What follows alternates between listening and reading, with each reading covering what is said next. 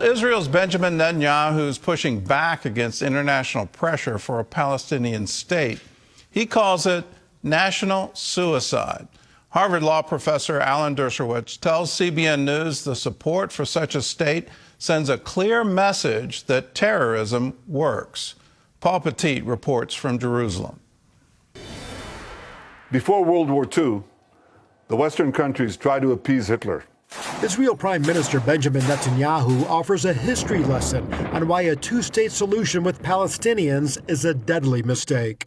Well, today the West is telling Israel, just give the Palestinians a piece of Israel and they'll make peace with you. No, they won't. For the last century, they've been offered a state of their own, and they refused because their goal is not to create a state for themselves, it's to destroy the state of ours, the Jewish state. That's their national goal. So we're not going to commit national suicide. The Prime Minister refuses to bow to critics, including a controversial plan to build thousands of homes for Israelis on the West Bank, a move that buries that idea of a Palestinian state and is drawing fire from the UN, which claims it violates international law. Anyone who tries to today in the world to recognize a Palestinian state will receive an answer from us on the ground, and the facts of houses and the facts of neighborhoods, roads, and more Jewish families building lives. CBN spoke with constitutional attorney and Harvard Law Professor Alan Dershowitz, who says Palestinians are not worthy of statehood. France and England and other countries are saying, we're going to give you something for nothing. We're not going to make you do anything. We're not even asking you to return the hostages. Dershowitz believes the world is at a critical point with the war against Hamas. The clear message that's being sent by the international community is use terrorism. It works.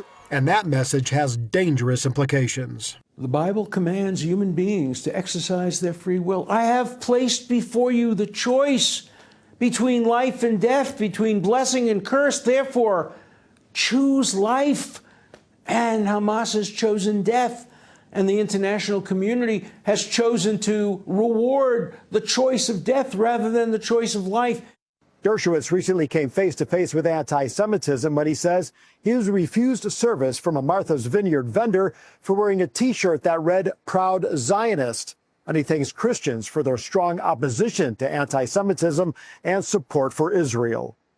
I have to tell you that as important as the Iron Dome is, the Iron Dome of Christianity has probably done more to protect Israel from the oppression and hatred than almost any military weapon. In Jerusalem, Paul Petit, CBN News. And we need to keep that Iron Dome intact. There's erosion happening politically, and it's not just in Europe, it's right here in the United States. Please pay attention to what's happening in the Democrat Party. They are retreating from full support of Israel, and they're doing it very publicly right now as they're trying to position for the midterm elections and also the next presidential election. I fear for our country if we were to turn our back on Israel. It's our greatest ally in the world, and also one of the obviously the only ally in the Middle East. And we have to recognize what we're fighting against. We're fighting against a murderous ideology. It's been called an Islamic death cult.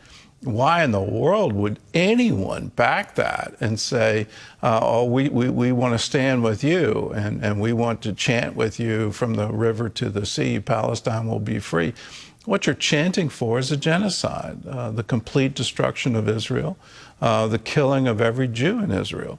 It makes no sense that anyone in Europe would support that. Anyone in the United States would support that. So let's keep our support strong. Let's make sure we're standing with Israel.